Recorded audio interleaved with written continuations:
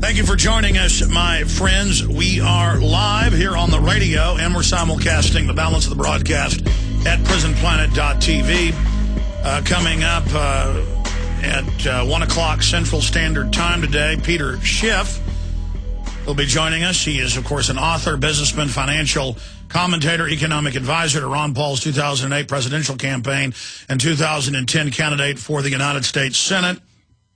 He will be joining us coming up in the last hour today, and we're also going to be opening the phones up when he joins us. I specifically want to open the phones up for listeners to talk about the economy, to give me your take on the fact that they are now admitting that Marines are helping run checkpoints all over California, but the mainstream media is spinning it, saying it's for training overseas, when we have their actual press releases that it is for domestic operations. It is completely illegal. Also, there's a Senate bill that would make airport body scanners mandatory federal law so that you couldn't refuse these. They now admit, depending on the scanner type, 20 to 50 times the cancer risk they had previously said, and they are recording your naked body. Also, it made big national news on the Drudge Report, and quite a few newspapers picked up and reported over the weekend on my little 5.5-minute video about LeBron James and the fact that people are obsessed with issues of little or no significance.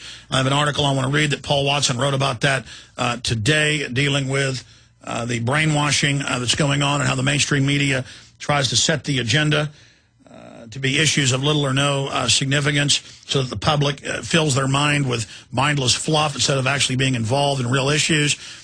Chicago has now passed their new law. It says if you take 5 hours of training and the government decides you can have a firearms permit, you can jump through all these hoops and pay a fee and basically take psychological testing as part of the 5 hours.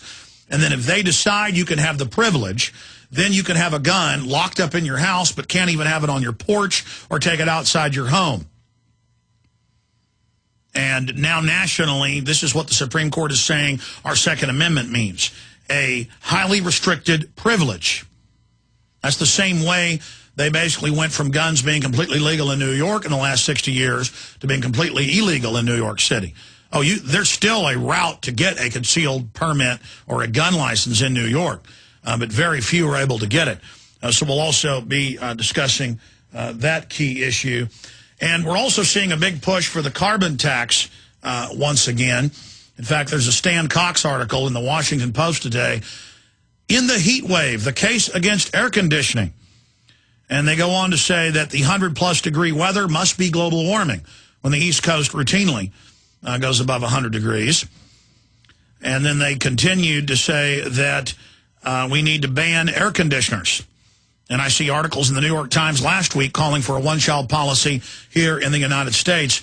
In fact, the BBC is reporting global population study launched by Royal Society calling for a global population reduction to stop the carbon that humans exhale. And here's another one. UN World Population Day 2010, Beijing announces measures to stop unauthorized births, including forced abortion and accelerated infanticide. So we're going to be breaking that down as well today. The toll-free number to join us on air is 1-800-259-9231, 1-800-259-9231 to discuss any of these issues. I also want to get into what's happening with the states. Look at this Fox News headline: struggling states seek more aid from Washington. And it says governors hamstrung by the sluggish economy rebound in their states, sluggish rebound, are bound to balance their own budgets, are passing and pressing anew for Washington to step up more help. Some say it means adding to the nation's red ink. You got to love that. The states are where the tax money comes from. The feds take it, give most of it to the offshore banks that have bought off the federal government, and then send a little bit of money back with strings attached. And I see all these newscasts with locals from all over the country saying, we need the Army on the streets of Schenectady, New York. You know, we need them to carry out police work. We need martial law in Schenectady. We need martial law in Illinois. We need martial law in Iowa. The feds have got all the free money. I mean, They're not having mayors suddenly all over the country. Every week I see another mayor calling for, quote, martial law. They're even using that term.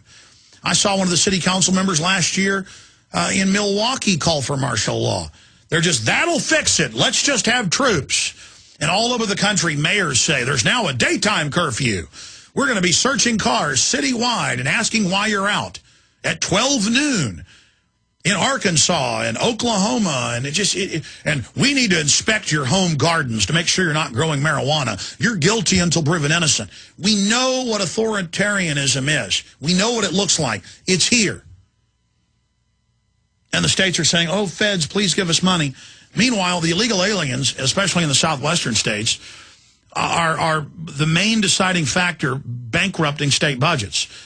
The free health care, the free births of babies, the jail and prison populations in many cities in the Southwest are over half illegal alien.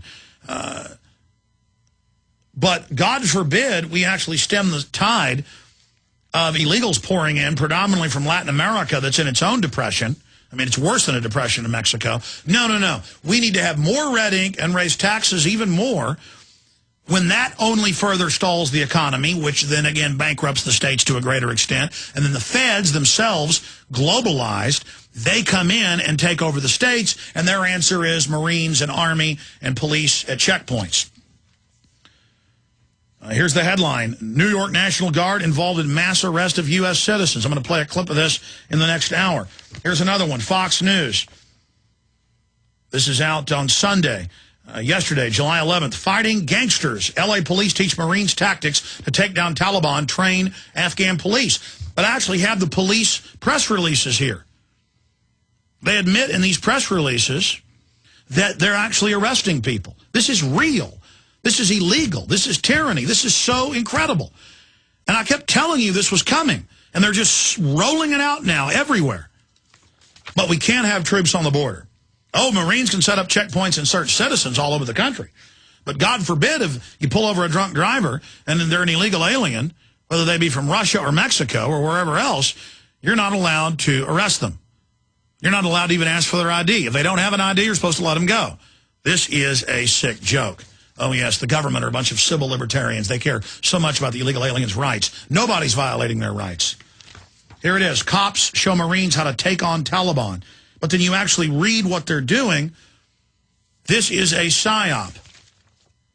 And, of course, here's our article from years ago. Marine presence confirmed.